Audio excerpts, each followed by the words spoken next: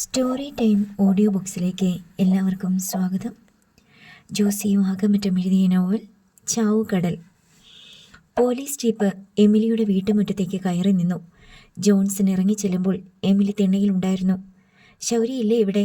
ഇല്ലല്ലോ, കടപ്പുറത്തോട്ട് പോയതാ. അവനെ വിളിക്കേ. എന്തിനാണ് സാറേ? അവനോട് ഇങ്ങോട്ട് വരാൻ പറ. പുതിയ കേസ് വല്ലതുമാണോ സാറേ? ആ, കേസുണ്ട്. എമിലി മൊബൈൽ എടുത്ത് ശൗര്യക്കുട്ടിയെ വിളിച്ചു. മീൻ ലേലം നടക്കുന്നിടത്തായിരുന്ന ശൗര്യക്കുട്ടി ഫോൺ എടുത്ത് ചോദിച്ചു, അമ്മ എന്താണ്, പോലീസ് വന്നാ? ആ, വന്ന് നിൽക്കണ്. ഞാനിതാ വരുന്നൂന്ന് പറ. ജോൺസന് അധിക നേരം കാത്തു നിൽക്കേണ്ടി വന്നില്ല. ശൗര്യക്കുട്ടി എത്തി. നിന്റെ പേരിൽ പരാതി കിട്ടിയിട്ടുണ്ട്. എന്ത് പരാതിയാ സാറേ? നീ ആ പീറ്ററിൻ്റെ വാരിയിലെ 2 പിന്നെയും തല്ലിയൊടിച്ചോ? ആര് പറഞ്ഞു സാറേ ഇത്? പീറ്ററിൻ്റെ പരാതിയുണ്ട്, നീയാണ് ചെയ്തതെന്ന് പറഞ്ഞു. എന്നെ കണ്ട അവൻ നീ മുഖം മൂടി വെച്ചിട്ടാ ചെന്നതെന്ന് പറഞ്ഞു. നീ ഏത് മുഖം മൂടി വച്ചാലും പരിചയക്കാർക്ക് തിരിച്ചറിയാൻ പറ്റും. സാറേ, ഞാൻ ഇന്നലെ തിയേറ്ററിലായിരുന്നു, സിനിമ കാണാൻ പോയതാ. അന്ന് പീറ്ററിൻ്റെ വാരിയിലെ 2 ഓടിച്ചിട്ട് നീ ഇത് തന്നെയല്ലേ പറഞ്ഞത്? ഞാൻ സിനിമയ്ക്ക് കയറുന്ന ദിവസാ പീറ്ററിന് അടി കിട്ടുന്നത്. ഞാൻ എന്ത് ചെയ്യാനാ സാറേ? നീ സിനിമ കാണുകയായിരുന്നു എന്നുള്ളതിന് എന്താ തെളിവ്? തെളിവെല്ലാം എൻ്റെ കയ്യിലുണ്ട് സാറേ. ടിക്കറ്റിൻ്റെ ബാക്കി, സിനിമാ കഥ കാണാപ്പാഠം, സിനിമയിലെ ചില രംഗങ്ങൾ മൊബൈലിൽ കോപ്പി ചെയ്തത്, പിന്നെ എൻ്റെ അടുത്തിരുന്നവരോടൊപ്പമുള്ള സെൽഫി, എല്ലാം അന്നത്തേതുപോലെ തന്നെ. പക്ഷെ നീ തന്നെയാണ് പീറ്ററെ ആക്രമിച്ചതെന്ന് പീറ്റർ തറപ്പിച്ച് പറയുന്നു. സാറേ, മുഖം മൂടി വെച്ച ഒരാളെ എങ്ങനെ തിരിച്ചറിയാൻ പറ്റും? അതൊക്കെ വെറുതെ പറയുന്നതാ. നീ സ്റ്റേഷനിലൊന്ന് വരേണ്ടി വരും. അതൊക്കെ ഞാൻ വന്നോളാം. ജാമ്യം എടുക്കാൻ തയ്യാറായിട്ട് വേണ്ടേ വരാൻ? ആ, എല്ലാം കരുതിക്കോ. ജോൺസൺ വന്ന പോലെ തന്നെ ജീപ്പിൽ കയറി തിരിച്ചുപോയി. എന്നതാ ശൗര്യക്കുട്ടി പ്രശ്നം? ആൻ്റപ്പൻ പീറ്ററിൻ്റെ മകൻ പീറ്ററില്ലേ, അവൻ്റെ വാരിയിൽ 2 പിന്നെ ഒടിഞ്ഞെന്ന്. അവൻ ആശുപത്രിയിലാ. എമിലി അവൻ്റെ മുഖത്തേക്ക് സൂക്ഷിച്ചു നോക്കി. അമ്മ എന്താണ് നോക്കണത്? ഞാൻ ഏതാണ്ട് ചെയ്ത പോലെ. ഒരു തവണ അവന് കൊടുത്തില്ലേ, അതുപോരെ? അമ്മ, അവനാണ് വല്യമ്മച്ചിയുടെ നെഞ്ചത്ത് ചവിട്ടി വാരിയെല്ല് പൊട്ടിച്ചത്. അതിന് പകരം തീർത്തില്ലേ? അവന് കുറ്റബോധം ഇല്ലമ്മ. ചെയ്തത് തെറ്റായിപ്പോയെന്ന വിചാരമില്ല. അതുമാത്രമല്ല, അവൻ വേറൊരു പോക്രിത്തരം കാണിച്ച് മൈക്കേലിൻ്റെ പെങ്ങളെപ്പറ്റി വേണ്ടാതീനം പറഞ്ഞ്. ആ സംഭവം ശൗര്യക്കുട്ടി എമിലിക്ക് വിശദീകരിച്ചു കൊടുത്തു. ഇനി കേസിൻ്റെ പുറകിന് നടക്കണമല്ലോ. എമിലി പരിതപിച്ചു. ഇതൊന്നും വലിയ കേസാവത്തില്ലമ്മ. പോലീസിന് കാര്യം മനസ്സിലായിട്ടുണ്ട്. അവരെന്നാ ചെയ്യാനാ? എൻ്റെ കയ്യിൽ തെളിവുണ്ടല്ലോ. മാത്രമല്ല, ഇനി എൻ്റെ കൂടെ നിൽക്കണതാ പോലീസിനും സുഖം. ശൗര്യക്കുട്ടി ചെറു ചിരിയോടെ പറഞ്ഞു. അല്പം കഴിഞ്ഞപ്പോൾ അവൻ വേഷം മാറി അർത്തങ്കൽ പോലീസ് സ്റ്റേഷനിലേക്ക് പോയി. 5 ദിവസത്തോളം ICUവിൽ കിടത്തിയ ശേഷം പീറ്ററെ പേ വാർഡിലേക്ക് മാറ്റിയിരുന്നു. അതോടെ സന്ദർശകർക്ക് കാണാൻ വരാമെന്നായി. കുടുംബക്കാർ ഹോസ്പിറ്റലിൽ തന്നെ ഒത്തുകൂടി അനന്തര നടപടികൾ എന്തെന്നാലോചിച്ചു. പോലീസ് ശൗര്യക്കെതിരെ കേസെടുത്ത് അന്വേഷണം നടത്തുന്നുണ്ട്. ഇതുവരെ അറസ്റ്റ് ചെയ്തിട്ടില്ല. ശൗര്യയാണ് ചെയ്തതെന്ന് തെളിവില്ലെന്നാ പോലീസ് പറയണത്. മുഖം മൂടി വെച്ച ഒരാളെന്ന് പീറ്റർ പോലീസിനോട് പറയുകയും ചെയ്തല്ലോ. മുഖം മൂടി വെച്ച ആൾ ശൗര്യയാണെന്ന് എങ്ങനെ പറയാൻ കഴിയും എന്നാണ് പോലീസിന്റെ ചോദ്യം. ജോമോൻ കുടുംബക്കാരോട് കേസിന്റെ അവസ്ഥ വിശദീകരിച്ചു. അതുമല്ല, പോലീസ് ഇപ്പോൾ അവൻ്റെ പക്ഷത്തോട്ട് ചാഞ്ഞാണ് നിൽപ്പ്. അവരുദ്ദേശിച്ച പോലെയല്ല അവൻ എന്ന് അവർക്ക് മനസ്സിലായി. ബുദ്ധിശക്തിയും സ്വാധീനവും മാത്രമല്ല, അവൻ്റെ കയ്യിൽ ഇഷ്ടം പോലെ പൈസയും ഉണ്ടെന്ന് അവർക്ക് ബോധ്യപ്പെട്ടു. അവനെ അങ്ങനെ അങ്ങ് വിട്ടാൽ പറ്റത്തില്ലല്ലോ. ഇതിപ്പോൾ 2ാം തവണയാ പീറ്ററിനോട് ഈ ചെയ്തത്. ജെയ്സമ്മയുടെ ആങ്ങളയുടെ മകൻ ടോണി അഭിപ്രായപ്പെട്ടു. ആരും അനുകൂല അഭിപ്രായം പറയുന്നില്ല. പരാജയം സമ്മതിച്ച മട്ടാണ്. തങ്ങൾക്ക് ഏറ്റുമുട്ടാൻ പറ്റിയ കക്ഷിയല്ല ശൗര്യ എന്ന് ചിലർക്കെങ്കിലും ബോധ്യപ്പെട്ട മട്ടുണ്ട്. അടുത്ത ദിവസം പുതിയൊരു സന്ദർശകൻ പീറ്ററെ കാണാനെത്തി. ശൗര്യക്കുട്ടിയായിരുന്നു അത്. അവൻ്റെ കയ്യിൽ ഓറഞ്ചും ആപ്പിളും മുന്തിരിയും ഒക്കെ അടങ്ങിയ ഒരു സഞ്ചിയുണ്ടായിരുന്നു. വാതിൽ കടന്ന് അവൻ അകത്തേക്ക് കയറിയതും ജോമോനും ആൻ്റപ്പനും ജിമ്മി പീറ്ററും അടക്കം ഏവരും സ്തബ്ധരായി. അവർ പരസ്പരം നോക്കി. ശൗര്യക്കുട്ടി കൂസലെന്നെ ബെഡിനടുത്ത് വന്നു. മേശപ്പുറത്ത് പഴങ്ങൾ അടങ്ങിയ സഞ്ചി വെച്ചു. എല്ലാവരെയും നോക്കി പുഞ്ചിരിച്ചു. വിവരമറിഞ്ഞിട്ട് 5-6 ദിവസമായി. ICUവിലായിരുന്നത് കൊണ്ടാ കാണാൻ വരാഞ്ഞത്. ഇപ്പം സൗകര്യമായല്ലോ. ആരും ഒന്നും മിണ്ടുന്നില്ല. പീറ്ററെ, നിനക്ക് വാരിയല്ല 24 ഉണ്ട്. 2 4 2 തവണയായിട്ട് ഒടിഞ്ഞിട്ടുള്ളൂ. ഇനിയും 20 ബാക്കിയാ. നിന്റെ കയ്യിലിരിപ്പ് നന്നാക്കണേ. പീറ്ററിനെ 8 ദിക്കും പൊട്ടുമാറുച്ചത്തിൽ 4 ചീത്ത വിളിക്കണമെന്നുണ്ടായിരുന്നു. എടാ, നീ ആ മൈക്കേലിൻ്റെ അടുത്ത് പറഞ്ഞത് ഭയങ്കര മോശമായി പോയില്ലേ? അവൻ്റെ പെങ്ങളെപ്പറ്റി അങ്ങനെ പബ്ലിക്കായിട്ട് പറയാൻ കൊള്ളാവോ? അവിടെ ഉണ്ടായിരുന്ന നാട്ടുകാരെല്ലാം കേട്ടില്ലേ? കേട്ടവര് അത് അവരുടെ ചങ്ങാതിമാരോട് പറയത്തില്ലേ? അവക്ക് ഇനിയൊരു കല്യാണാലോചന വന്നാൽ നടക്കുമോ? ആരെങ്കിലും പറഞ്ഞു കൊടുത്ത് കല്യാണം മുടക്കത്തില്ലേ? അപ്പോഴും മറുപടിയൊന്നും ഉണ്ടായില്ല. നിന്റെ കൂട്ടുകാരനല്ലായിരുന്നോ മൈക്കല്?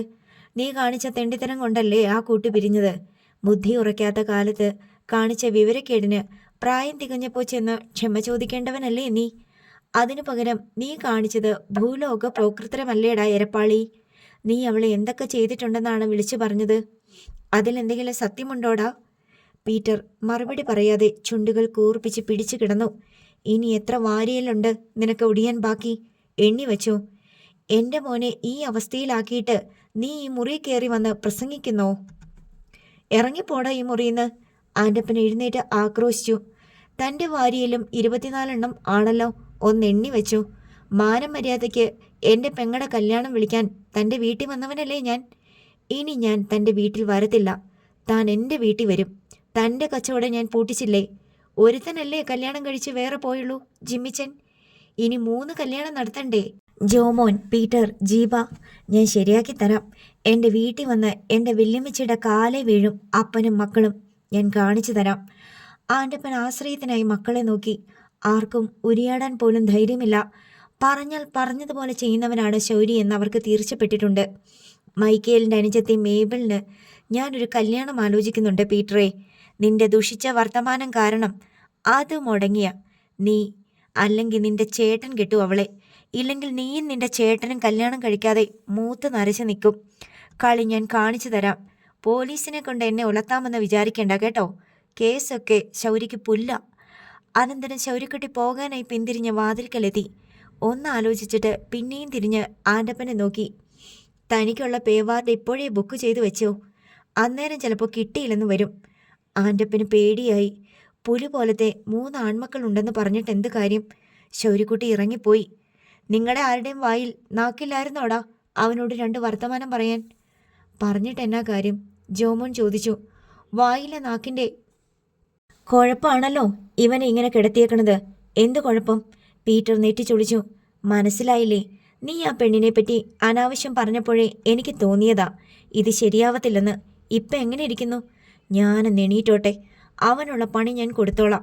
പോത്തിനെ വെട്ടുന്ന കത്തി ഒരെണ്ണം അവനു വേണ്ടി ഞാൻ കരുതിക്കോളാം. നീ ഒലത്തും, ജോമൻ പറഞ്ഞു. ഇറച്ചിക്കച്ചവടം പൂട്ടിയില്ലേ? ഒരു കാര്യം ഞാൻ പറഞ്ഞേക്കാം. അവനോട് എതിർത്താ അവൻ നശിപ്പിക്കും. കാരക്കായിട്ട് സൈമൺ മുതലാളി പഠിച്ച പണി 18 പയറ്റിയിട്ടും അവൻ്റെ മുമ്പിൽ തോറ്റുപോയി. പിന്നെയാ കശാപ്പ് കത്തി മാത്രം കയ്യിലുള്ള നീ. ജോമോൻ പറയുന്നതാണ് വാസ്തവമെന്ന് ആൻ്റപ്പനും തോന്നി. അടുത്ത ഊഴം പപ്പയ്ക്ക 2 വാരിയല് അവൻ ഒടിക്കും. അന്നേ ദിവസം അവൻ ആന്ധ്രയിലായിരുന്നെന്ന് തെളിവും കൊണ്ടുവരും. എന്നെ അവൻ വെറുതെ വിടില്ല. പിണങ്ങി നിൽക്കണ ചെകുത്താൻ അവൻ.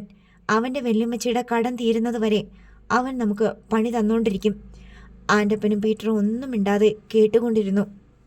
ഞായറാഴ്ച രാവിലെ കുർബാനയ്ക്ക് എൽസമ്മയും കൂട്ടി പള്ളിയിൽ പോയിട്ട് തിരിച്ച് വീട്ടിലെത്തിയതേയുള്ളൂ കാരക്കാട്ട് സൈമൺ തരകൻ. മക്കൾ റോബിനും റോയിയും പള്ളിയിൽ പോകാൻ വിമുഖരാണ്. രാവിലെ എഴുന്നേൽക്കുന്ന സ്വഭാവമില്ല. വിളിച്ചുണർത്തിയാൽ 10 മണിയുടെ കുർബാനയ്ക്ക് പോയിക്കൊള്ളാം എന്ന് പറയും. 10 മണിക്ക് വിളിച്ച് പള്ളിയിൽ പോകുന്നില്ലേ എന്ന് ചോദിച്ചാൽ 4 മണി കുർബാനയ്ക്ക് പോയിക്കൊള്ളാം എന്ന് പറയും. എൽസമ്മയ്ക്ക് മക്കളുടെ ഭക്തിശൂന്യതയിൽ വേവലാതിയും ആശങ്കയുമുണ്ട്. ദൈവത്തെ മറന്ന് ജീവിക്കുമ്പോൾ രോഗങ്ങളും ആപത്തുകളും പരാജയങ്ങളും അടിക്കടി ഉണ്ടാകുമെന്നാണ് എൽസമ്മയുടെ വിശ്വാസം. ഓരോ ആപത്തും പരാജയവും രോഗവും വരുമ്പോഴും അത് ദൈവശിക്ഷയാണെന്ന് ആ സ്ത്രീ കരുതി. അതിനെല്ലാം കാരണം സ്വന്തം ഭർത്താവിൻ്റെ നെറിയില്ലാത്ത ജീവിതവും.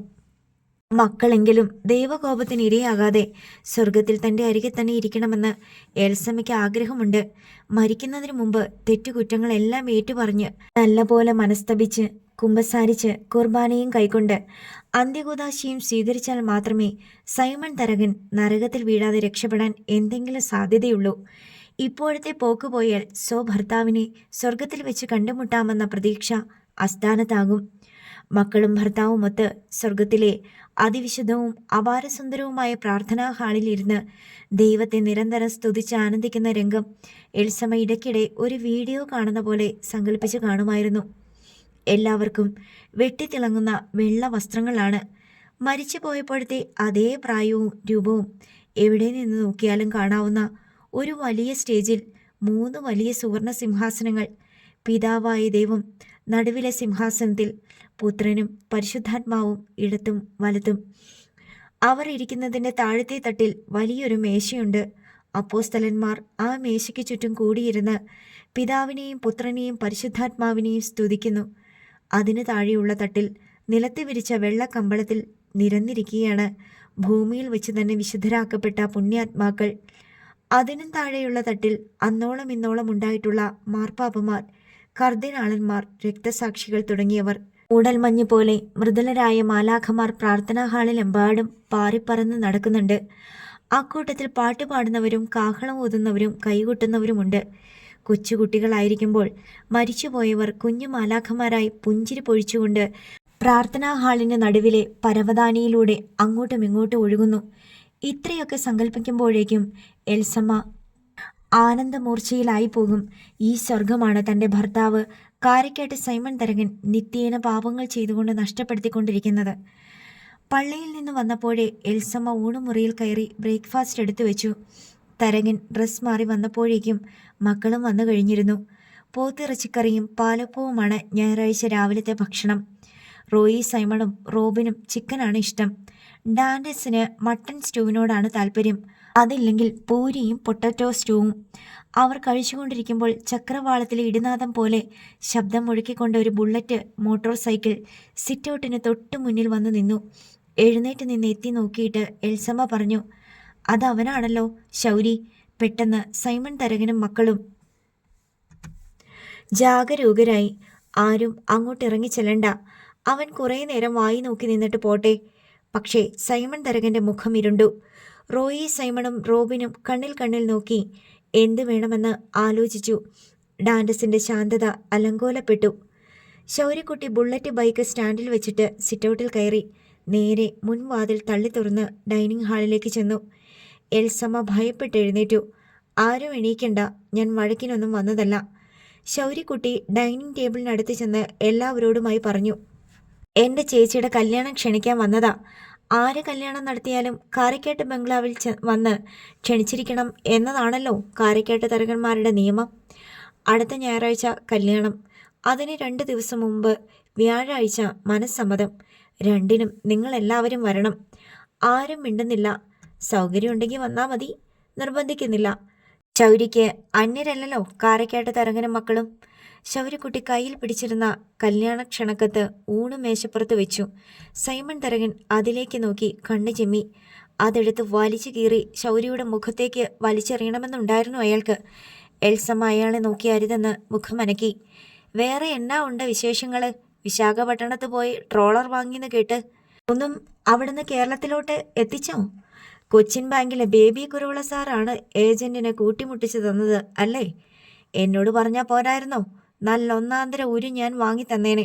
ഇതിപ്പോൾ കമ്മീഷൻ കാശ് ഏജൻറ്റും ബേബി കുരുവിള സാറും കൊണ്ടുപോയില്ലേ? ഞാനായിരുന്നെങ്കിൽ ഒരൊറ്റ കമ്മീഷൻ മതിയായിരുന്നു. നീ ആരടാ എൻ്റെ വീട്ടിൽ കയറി വന്ന് എൻ്റെ അടുത്ത് ബിസിനസ് സംസാരിക്കാൻ? സൈമൺ തരകൻ കസേര വിട്ടെഴുന്നേറ്റു.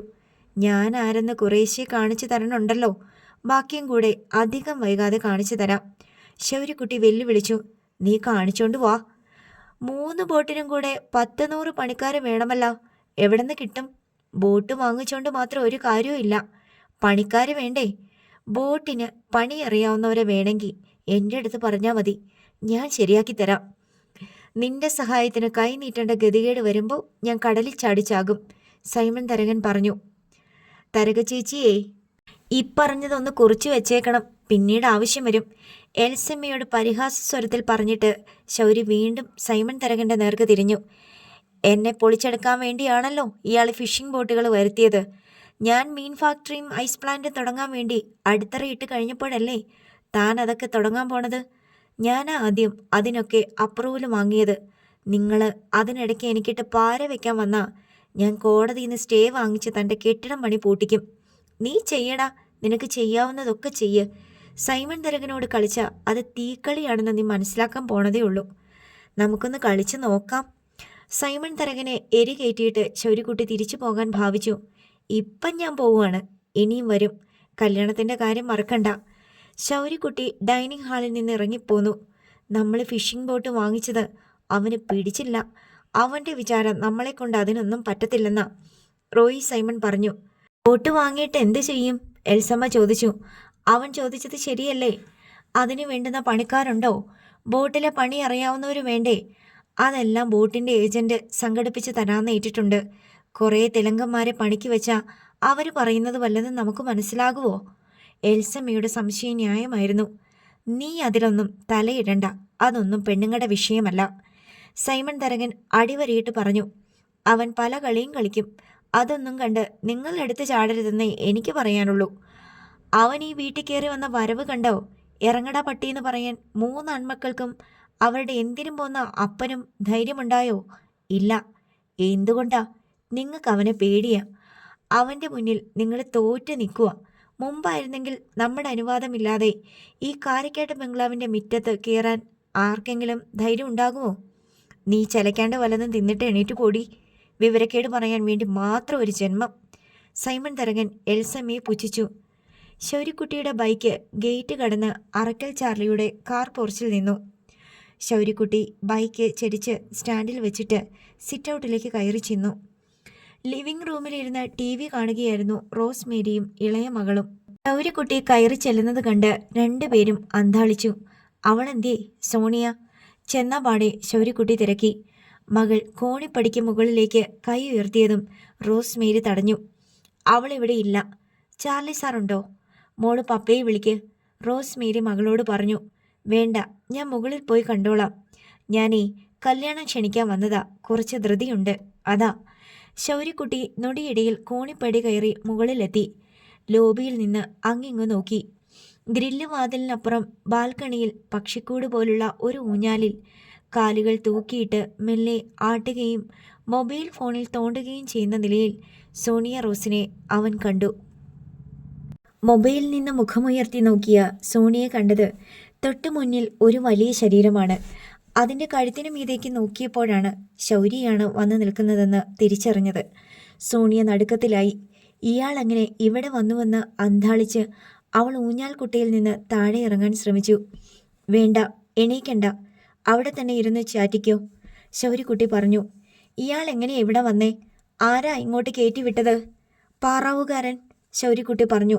രാജകുമാരിയെ കണ്ടോട്ടേന്ന് ചോദിച്ചപ്പോൾ പെട്ടെന്ന് കണ്ടിട്ട് വരാൻ പറഞ്ഞ്. ഊഞ്ഞാൽക്കുട്ടിയുടെ മുകളിൽ 2 കൈയും പിടിച്ച് ശൗര്യക്കുട്ടി നിൽക്കുന്നതിനാൽ അവൾക്ക് മുന്നോട്ട് എണീക്കാൻ കഴിഞ്ഞില്ല. ഒന്ന് മാറി നിൽക്കുവോ? ഞാനിപ്പം തന്നെ പോയേക്കാം. ശൗര്യക്കുട്ടി അവളുടെ ഊഞ്ഞാൽക്കുട്ട അങ്ങോട്ടും ഇങ്ങോട്ടും ആട്ടിക്കൊടുത്തു. മൊബൈലിൽ നിന്ന് തുടരെ മെസ്സേജ് ടോൺ കേൾക്കാമായിരുന്നു. ആരാടി മൊബൈലിന്? എൻ്റെ ശത്രുവാണോ? കലാകാരൻ. പരുന്ത് റാഞ്ചുന്ന പോലെ ശൗര്യക്കുട്ടി അവളുടെ മൊബൈൽ പിടിച്ചെടുത്ത് നോക്കി. ഓൺലൈനിൽ അപ്പുറത്ത് ഡാൻഡസ് ആണെന്ന് അവൻ കണ്ടു. എൻ്റെ ഫോണിങ് താ. സോണിയ ഊഞ്ഞാലിൽ നിന്ന് ഇറങ്ങാൻ ഭാവിച്ചപ്പോൾ ശൗര്യക്കുട്ടി ആയത്തിൽ ഊഞ്ഞാലാട്ടി വിട്ടു. ഇത് അവനാണല്ലോ, സംഗീതക്കാരൻ. അവനോട് കൊഞ്ചിക്കുഴിയാൻ നിൽക്കരുതെന്ന് ഞാൻ എത്ര തവണ നിന്റെ അടുത്ത് പറഞ്ഞു. ഞാൻ ഈ ഫോൺ എറിഞ്ഞ് പൊട്ടിക്കട്ടെ? 2 കൈയിലും വിറക്കുകൊള്ളിയും പിടിച്ചുകൊണ്ട് നിൽക്കണ അവൻ്റെ പടവും അവനിങ്ങോട്ട് ചാറ്റിയതും നീ അങ്ങോട്ട് ചീറ്റിയതും ഐ ലവ് യു ഒക്കെ 100 കഷ്ണമാകുന്നത് നിനക്ക് കാണണോ? ശൗര്യക്കുട്ടി ഫോൺ തറയിലേക്ക് ആഞ്ഞെറിയാനായി ഓങ്ങി. അയ്യോ വേണ്ട വേണ്ട. സോണിയ 2 കൈയും ഉയർത്തി തടയാൻ ശ്രമിച്ചു. എടി, പറഞ്ഞാൽ കേൾക്കണ്ടേ? നീ എൻ്റെ ഭാര്യയല്ലേ? തുമ്പോളി കടപ്പുറത്ത് വെച്ച് നമ്മുടെ കല്യാണം കഴിഞ്ഞ കാര്യം നീ മറന്നുപോയാ? ഇതിനിടയിൽ സോണിയ ഊഞ്ഞാലിൽ നിന്നിറങ്ങി. ഫോൺ നശിപ്പിക്കരുത്. ഇതിലെന്തോ നാടി ഇംഗ്ലീഷിലെഴുതി അങ്ങോട്ടും ഇങ്ങോട്ടും അയച്ചേക്കണത്? ഒന്നുമില്ല, ഞങ്ങൾ വെറുതെ ചാറ്റ് ചെയ്യുമായിരുന്നു. വാട്സപ്പ് കണ്ടുപിടിച്ചത് അവനാണോ? അവൻ്റെ തലയാണല്ലോ ഡിസ്പ്ലേ മുഴുവൻ. അത് വോയിസ് മെസ്സേജ് ആയതുകൊണ്ടാ. Voice message? എടി, അവനെ വിട്ടുകള. അവനൊക്കെ കുത്തുപാള എടുത്ത് തെണ്ടാനിറങ്ങും. അതിനൊക്കെ ഉള്ള പണി ഞാൻ ചെയ്തു വച്ചിട്ടുണ്ട്. ആ വിവരം നിനക്കറിയാവോ? എന്തൊക്കെ ചെയ്താലും ഡാൻഡസിൻ്റെ സംഗീതം നശിപ്പിക്കാൻ ഇയാൾക്ക് സാധ്യമല്ല. അവൻ്റെ സംഗീതം എന്താ, ഇരമ്പലക്കയാണോ? എന്നെ ദേഷ്യം പിടിപ്പിക്കല്ല്, പറഞ്ഞേക്കാം.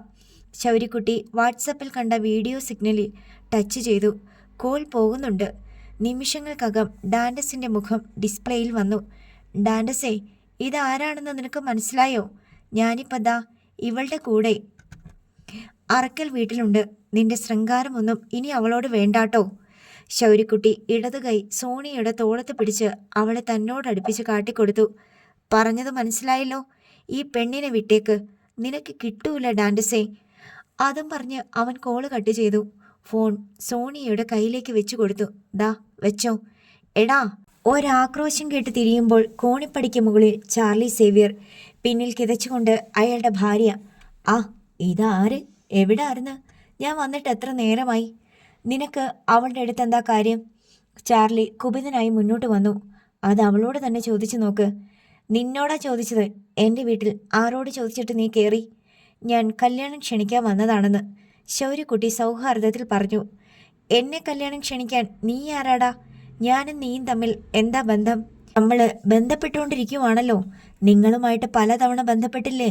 പോലീസ് സ്റ്റേഷനിൽ വെച്ച്, എൻ്റെ വീട്ടിൽ വെച്ച്, നിങ്ങളുടെ വീട്ടിൽ വെച്ച്, പിന്നെ നിങ്ങളുടെ മോളുമായിട്ട് എത്ര തവണ ബന്ധപ്പെട്ട്.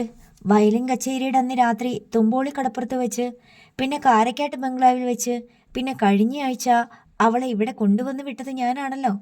അന്നും ബന്ധപ്പെട്ടല്ലോ. അതൊന്നും നിങ്ങളാരും കണക്കി കൂട്ടത്തില്ലേ?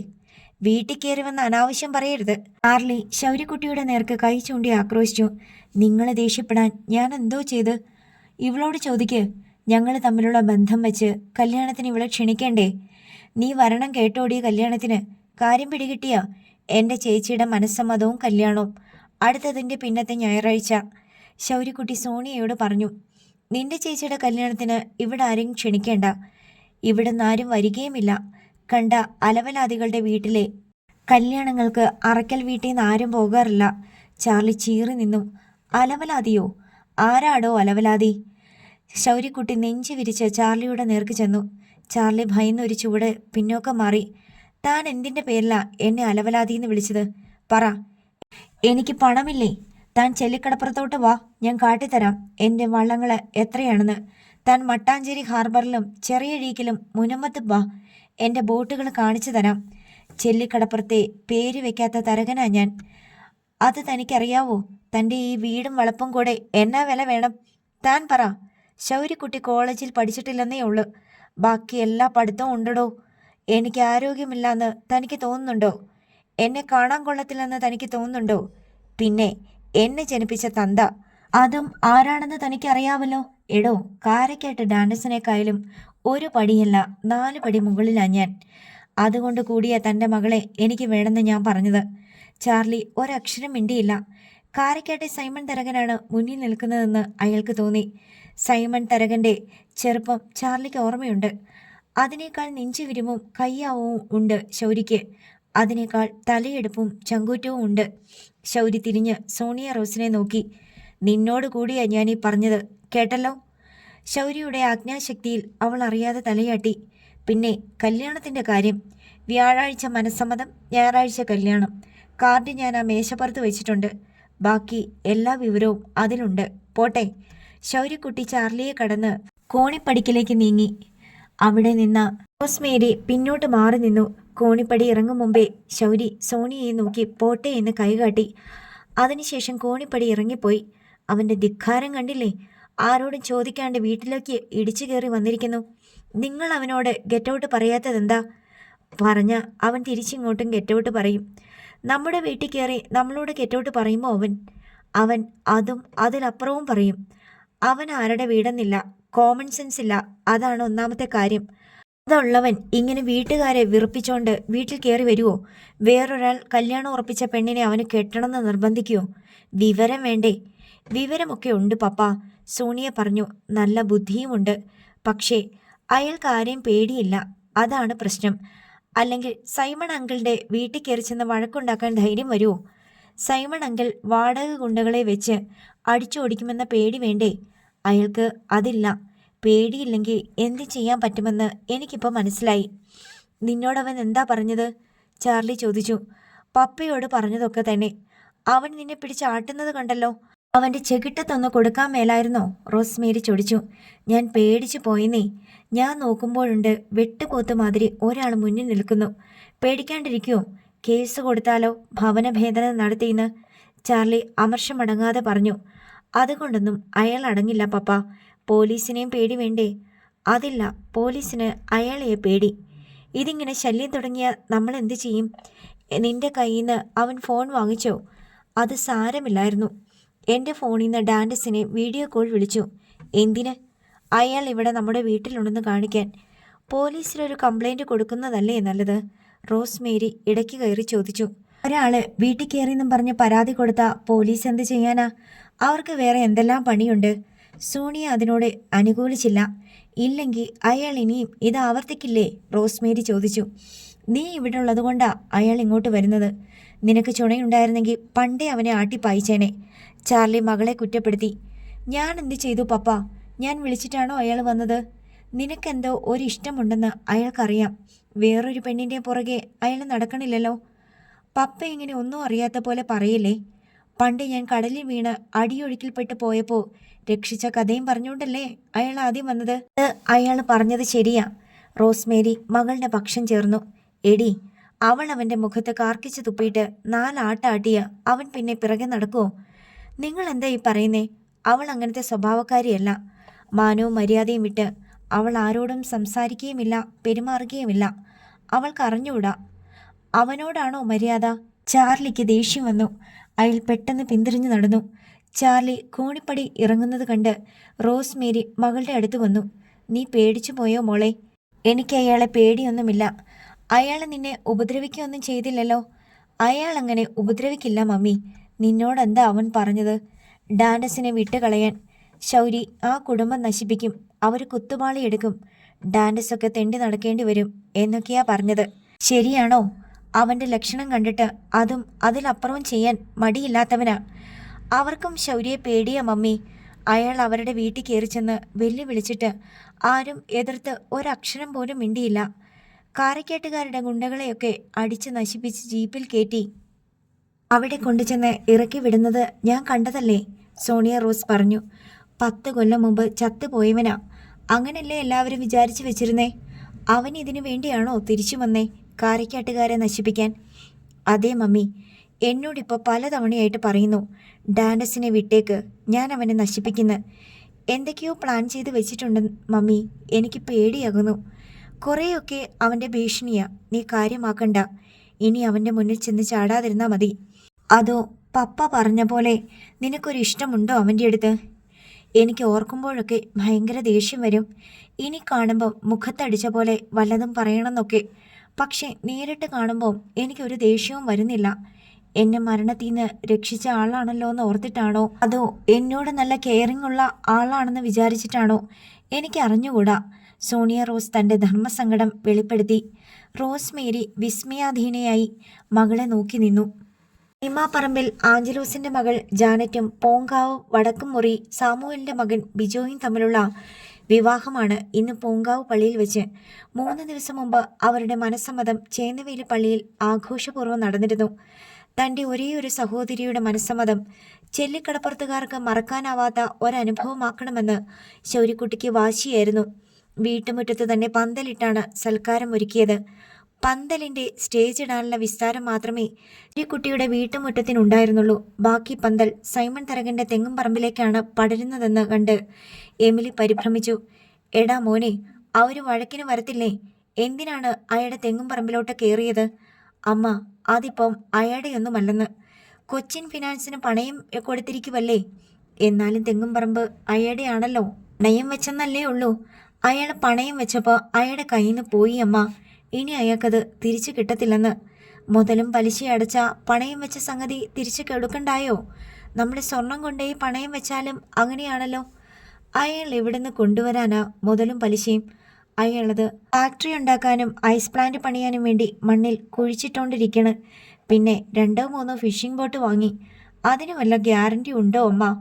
അതിനൊക്കെ വരുമാനം കിട്ടുമല്ലോ ശൗര്യക്കുട്ടി. അതിനു വേണ്ടിയല്ലേ അയാൾ ഇതൊക്കെ ചെയ്യണത്? ഒന്നും കിട്ടാൻ പോണില്ലമ്മ.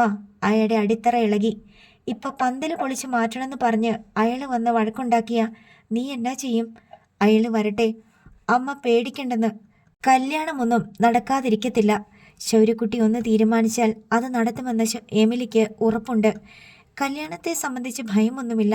പക്ഷേ ഒരു മംഗളകർമ്മം നടക്കുന്നതിനിടയിൽ അലങ്കോലപ്പെടൽ ഉണ്ടാകുമോ എന്ന് എമിലിക്ക് ആശങ്കയുണ്ട്. വിചാരിച്ചതുപോലെ തന്നെ പന്തൽ പണി പൂർത്തിയാകും മുമ്പ് സൈമൺ തരകനും സംഘവും എത്തി. ഇത്തവണ പോലീസിൻ്റെ അകമ്പടിയോടെയാണ് വരവ്. സൈമൺ തരകന്റെ ഉടമസ്ഥതയിൽ ഉണ്ടായിരുന്ന പുരയിടത്തിൽ അതിക്രമിച്ചു കയറി പന്തൽ പണിയുന്നതിനെതിരെ SI ജോൺസൺ ശൗര്യക്കുട്ടിയെ ചോദ്യം ചെയ്തു. സാറേ, ഇത് കൊച്ചിൻ ബാങ്കിന് പണയപ്പെടുത്തിയ പുരയിടമാ. ഇപ്പോൾ അത് നിലവിൽ സൈമൺ തരകന്റെ അല്ല. പുരയിടവും വീടുമൊക്കെ ഈടുവെച്ചു എന്ന് വെച്ച് അതിനകത്തുള്ള മുതലും ആദായവും എടുക്കാൻ പണയക്കാരന് അവകാശമുണ്ടോ ശൗരി? ജോൺസൺ ചോദിച്ചു. ഇല്ലെന്നായിരുന്നു ഞാനും വിചാരിച്ചത്. പിന്നെ എന്തു പറ്റി? പക്ഷെ ബാങ്കുകാർക്ക് ഇതിൻ്റെ കൈകാര്യ അവകാശം. ഞാൻ ബാങ്കിൽ ചെന്ന് ചോദിച്ചു, ഇവിടെ പന്തൽ കെട്ടിക്കോട്ടെ, തറവാടക തരാമെന്ന്. അവർ സമ്മതിച്ചു. ബാങ്കുകാർക്ക് ഈ പുരയിടം തറവാടകയ്ക്ക് കൊടുക്കാൻ പറ്റും. അങ്ങനെ എഗ്രിമെൻ്റ്. ഞാൻ ആർക്കും എഴുതി ഒപ്പിട്ട് കൊടുത്തിട്ടില്ല തറവാടകയ്ക്ക് പുരയിടം കൊടുക്കാമെന്ന്. സൈമൺ തരകൻ തർക്കിച്ചു. ലോൺ എടുക്കാൻ നേരത്ത് ഒരുപാട് കടലാസിൽ ഒപ്പിട്ടില്ലേ? എല്ലാം ഇംഗ്ലീഷിലാണല്ലോ എഴുതിയേക്കണത്. അതെന്താണെന്ന് വായിച്ചു നോക്കി മനസ്സിലാക്കിയായിരുന്നോ? ശൗര്യക്കുട്ടി സൈമൺ തരകനോട് പരിഹാസഭാവത്തിൽ ചോദിച്ചു. എല്ലാ ബാങ്കുകാരെയും പോലെയല്ലേ കൊച്ചിൻ ബാങ്കും? ഒരു ബാങ്കും തറവാടകയ്ക്കുള്ള അവകാശം എഗ്രിമെൻറ്റിൽ വയ്ക്കാറില്ല. എന്നാൽ കൊച്ചിൻ ബാങ്ക് അങ്ങനെ ചെയ്തിട്ടുണ്ട്. നിങ്ങൾക്ക് എന്തെങ്കിലും സംശയമുണ്ടെങ്കിൽ കൊച്ചി ബാങ്കിൽ ചെന്ന് ചോദിച്ചിട്ട് തന്നെ കാര്യം. ഇത് ഞാൻ വെറുതെ വിടാൻ ഉദ്ദേശിക്കുന്നില്ല. സൈമൺ തരകൻ ബെൻസ് കാറിൽ ചെന്ന് കയറി. ശൗര്യക്കുട്ടി ജോൺസന്റെ അടുത്തേക്ക് നീങ്ങി നിന്നു പറഞ്ഞു. സാറേ, അയാളോട് വീട്ടിൽ പോകാൻ പറ. ഞാൻ പന്തൽ കെട്ടിയതാ. നാളത്തെ മനസ്സമ്മതവും ആഘോഷം കഴിഞ്ഞിട്ടേ അഴിക്കാൻ പറ്റത്തുള്ളൂ. ശൗര്യ പറഞ്ഞാൽ അതിന് മാറ്റമില്ലെന്ന് ജോൺസൺ അറിയാം. അയാൾ ജീപ്പിൽ കയറി ബെൻസ് കാറിനെ പിന്തുടർന്നു പോയി. കൊച്ചിൻ ഫിനാൻസിന്റെ കെട്ടിടത്തിന് മുന്നിൽ ബെൻസ് ചെന്ന് നിന്നു. പിറകിൽ പോലീസ് ജീപ്പും ചെന്നു നിന്നു. SI ജോൺസൺ ഇറങ്ങിച്ചെന്നു. സൈമൺ തരകൻ കാറിൽ നിന്നിറങ്ങുന്നതേയുള്ളൂ. ജോൺസൺ അയാളെ സമീപിച്ച് ഉപദേശ രൂപേണ പറഞ്ഞു. മുതലാളി, ഇതുപോലത്തെ ചീപ്പ് കേസിന് ചോദ്യവും പറച്ചിലുമായിട്ട് ചെല്ലുന്നത് നാണക്കേടാണേ. കോടിക്കണക്കിന് രൂപയുടെ ലോൺ തന്നവരല്ലേ അവര്. ആ പുരയിടത്തിൽ ഒരു ദിവസത്തേക്ക് കല്യാണ പന്തൽ കെട്ടിയതൊക്കെ ചോദിക്കാൻ പറ്റിയ പാർട്ടികളാണോ ഈ ബാങ്കുകാർ? ബാങ്കുകാരോട് ആ എരപ്പാളി ചോദിച്ചെന്നാണല്ലോ പറഞ്ഞത്.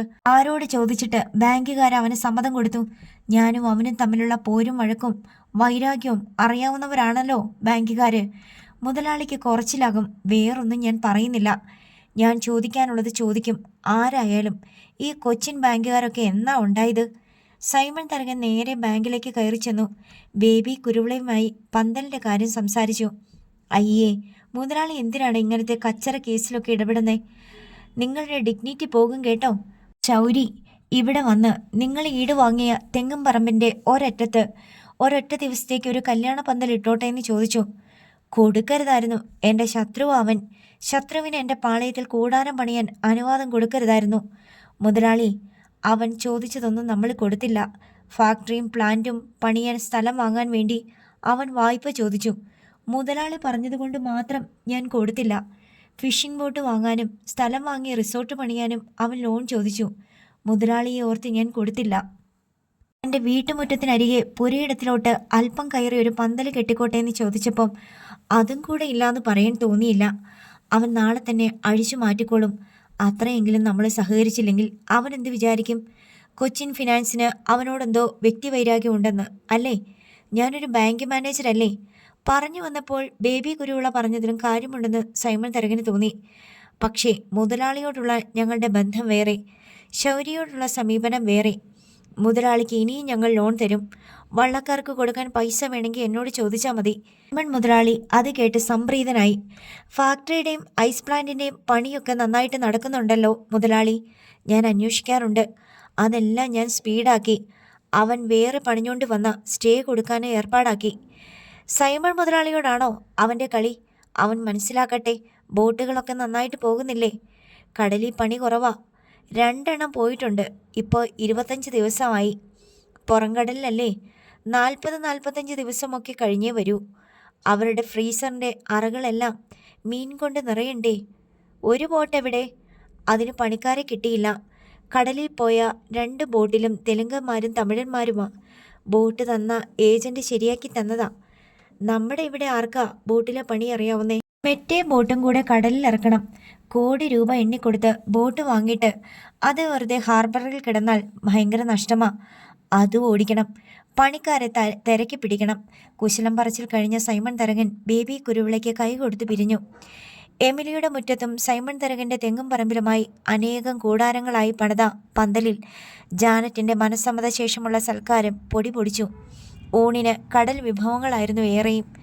10-12 തരം മീനുകൾ, വിവിധ പാചക രീതികളിൽ കറി വെച്ചതും വറുത്തതും, ഞണ്ട് മുതൽ കക്ക ഇറച്ചി വരെ.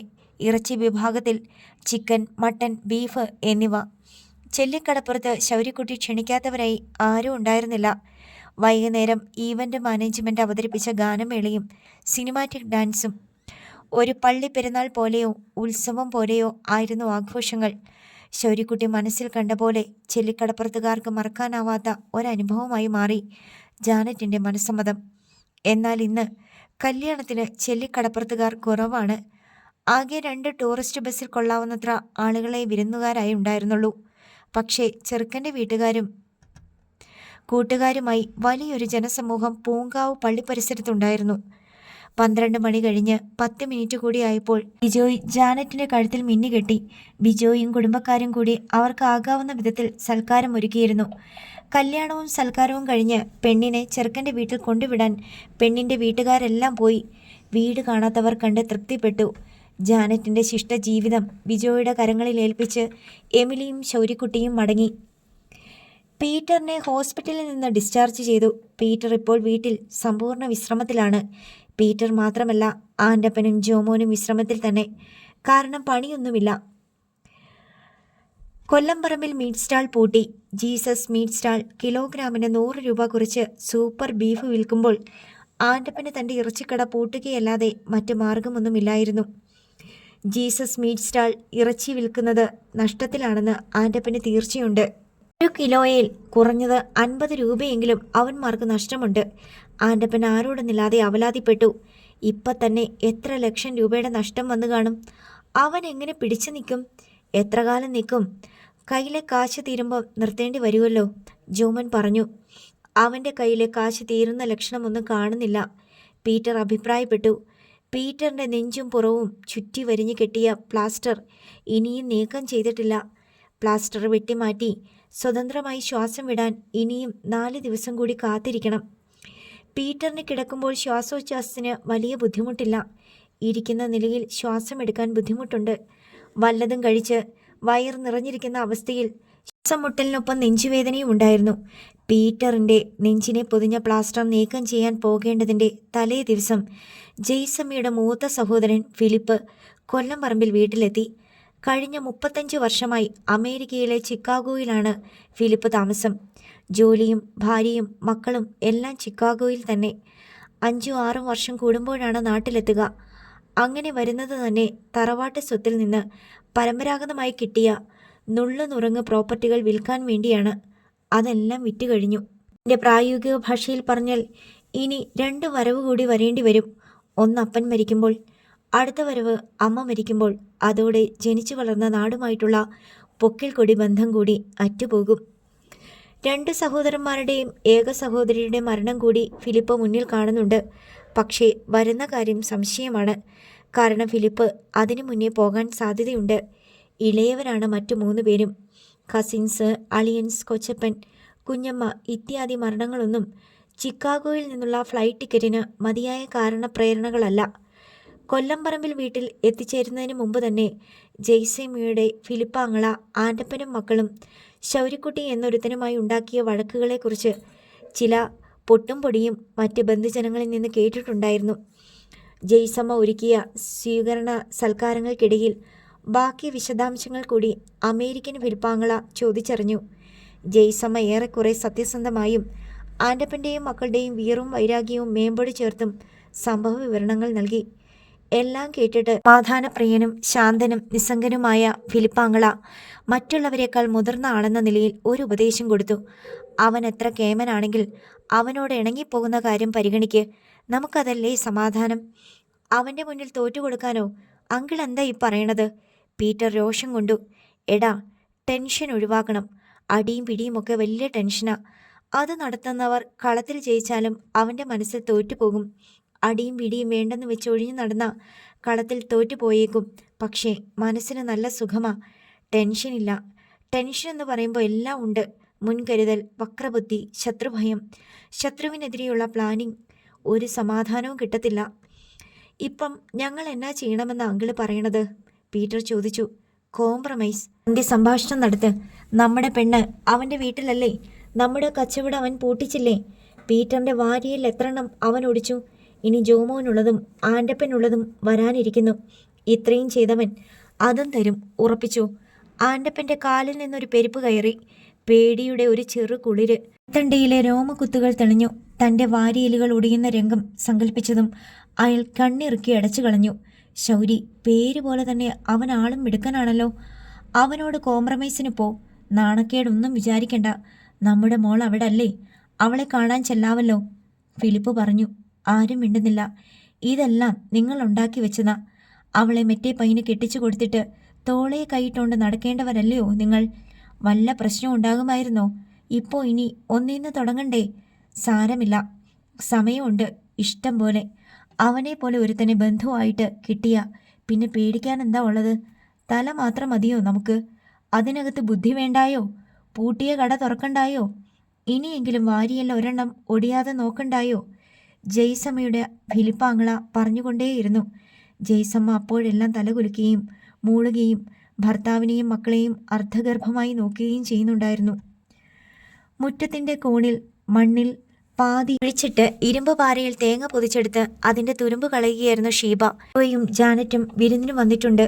ഈ തേങ്ങ കൊണ്ടുപോയി ചിരകി പിഴിഞ്ഞ് തേങ്ങാപ്പാലെടുത്ത് കരിമീൻ മപ്പാസ് ഉണ്ടാക്കുന്ന കർത്തവ്യം ഷീബയുടേതാണ്. എമിലിയും ഡെന്നിച്ചനും കൂടി വീടിനുള്ളിൽ 2 കോഴികളെ കൈകാര്യം ചെയ്യുന്നുണ്ട്.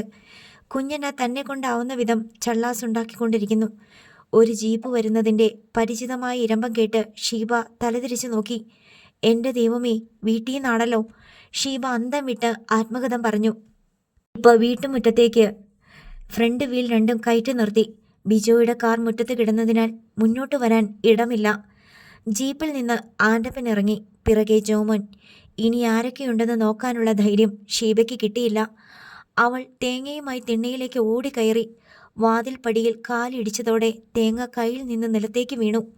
അമ്മേ, ഡെന്നിച്ചായ! നിലവിളിക്കുമ്പോലുള്ള ശബ്ദം കേട്ട് 2 പേരും അന്താളിച്ച് മുഖം തിരിച്ചു നോക്കി. ഭ്രാന്തയായി ഓടി വരുന്ന ഷീബ. അവര് വന്നിരിക്കുന്നു. ഷീബ കിതച്ചു. ആര്? പപ്പയും എൻ്റെ ആങ്ങളമാരും. ഡെന്നിച്ചൻ പ്ലാസ്റ്റിക് കുരണ്ടിയിൽ നിന്ന് എഴുന്നേറ്റു. കോഴിച്ചോര പുരണ്ട കൈകളിലേക്ക് നോക്കി. പുറകെ എമിലിയും എഴുന്നേറ്റു. അടുത്ത ഭാഗം നാളെ.